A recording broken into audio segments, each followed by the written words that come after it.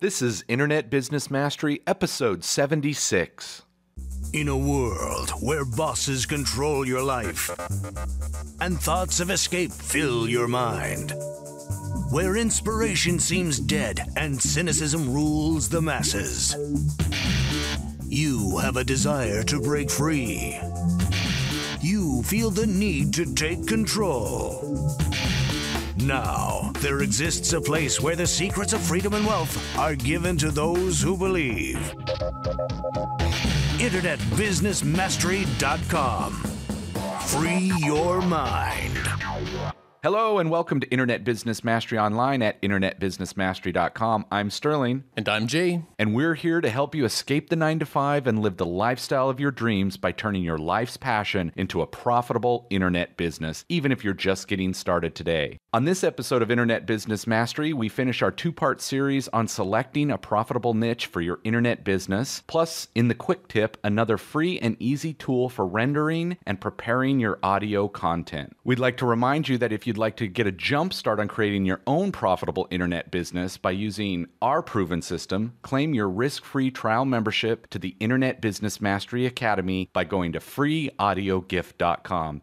So, Jay, what's been going on lately? Well, as you know, I signed up, and I mentioned in the last episode, signed up for a documentary class and been going through the start of that class. And of course, the first process is to choose your topic and do your research and all the initial, logistics and thinking through what's going to be required. You don't want to pick something that's going to be too hard, something that it'll be too hard to get access for. You don't want to do something on skiing if it's in the summer. All these things you got to think about. Yeah, it sounds very familiar process, huh?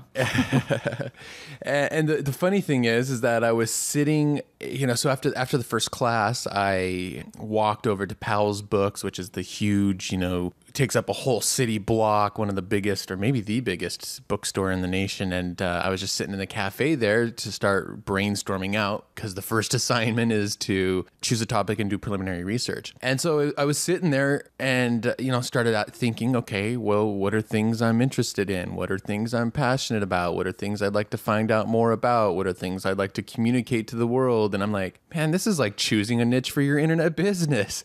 Yeah, I was going to say maybe you should take out the niche checklist that we have in the Academy and find your film documentary topic from it. Well, more or less, that's what I was doing in my mind as I noticed I was going through that process and I made a long list and then I started going through the short list and asking myself, okay, do I have access to this market? Do I have access to these people? Like, there's an interesting, kind of sports counterculture in the nation, especially here in Portland, about roller derby and, women who you get on the track. Anyway, it's a crazy sport. It's a lot of fun to watch. And I was thinking, oh, that might be I'm sure there's got to be an interesting story there. But then, I start thinking about, well, I don't know anybody in the roller derby league. I mean, I could figure it out, but I'm like, okay, there's going to be a lot more work there versus another idea I had was this kind of against all odds, brand new dance company that started here in Portland that my friend dances for. And like, well, I already have access to that. I've been to their performances, their practices. I know some of the dancers. I've heard some of the stories. So it's like, obviously for my first film, it's going to be a lot easier to go with that versus something I know very little about or don't even have access with. So, it was the same kind of process, trying to stack things in my favor. And I found myself putting pressure on my, too. I was like, man, I want my first short film to be really good. And so I found myself putting all this pressure on like, I got to choose just the right one. And then I was like, oh, wait a second. Like this is, all of a sudden it was like, wow, okay, this is a nice reminder of what it must feel like for all of our, Academy members, beginning platinum members, and even people listening to the show going, oh, I just don't know what my niche is going to, it's easy to put a lot of pressure on yourself. You want to get it right the first time. I'm like, look, I can make a lot of other films. This is just my first one. It's just a 10-minute film. And, I just wanted to do this to go through the process. I signed up for the class because I knew it would make me do it.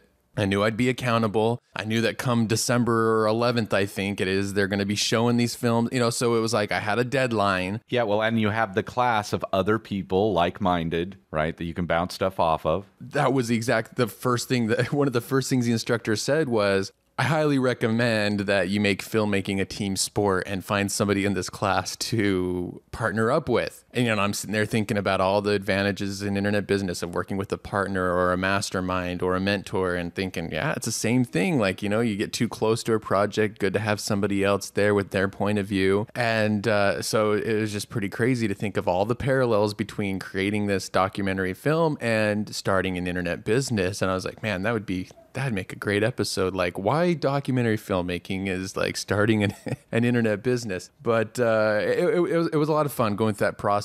It was challenging to a degree. I definitely was remembering the toughness and the pressure that you can put on yourself when starting something new. And for me, I was like, wow, this is brand new to me. I've never done this before. I'm having to kind of leap in, and have a bit of faith that I'll just figure something out and make something that's meaningful and cool. And so it's like, that's what it's like to start your first internet business. It was interesting because it's been 6 years since I was in that position. Now starting a new internet business is more like riding a bike. I hop on and I just start going, right? Yeah.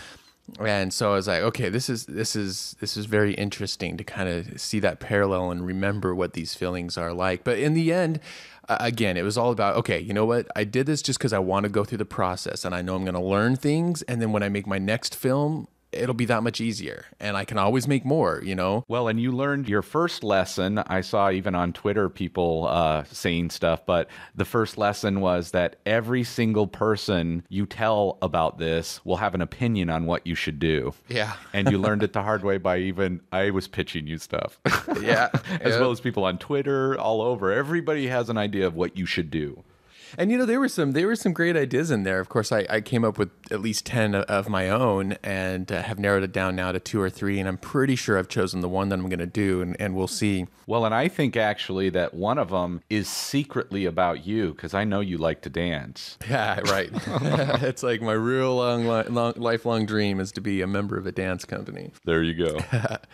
So anyway, just thought I'd share that little experience and what that was like. And in the end, it was all about stepping up to bat. And you know what? My first film doesn't have to be a home run. It might just be getting me to first base and and just go, wow, cool. Okay, I did it. I did it once and I made lots of mistakes, but look, there it is. It's edited. I learned a few things about the camera, learned a few things about Final Cut, and next time I'll do it better, Yep. And that's just the approach you have to take to new things like this in life. So guess there's the moral of the story, and it ties in perfectly. That's true with internet business, with this episode, since we'll be talking more about niche selection, which we started last episode. So let's go ahead and dive into it. And now the features segment. All right. So last time we talked about our top factors for how to select a profitable niche. And, we said, yeah, there's a lot of things, and we go over a lot of them in the academy, and we have a whole checklist. But really, in the end, it comes down to about 5. I think we had 5 key factors that are our top criteria for choosing a niche. So just as a quick review, those 5 are: number 1, are you passionate about the niche? Number 2, does the market have either an urgent pain or a rational passion? Number 3, is the market proactively searching for solutions? Number 4, are you a member of the target market you're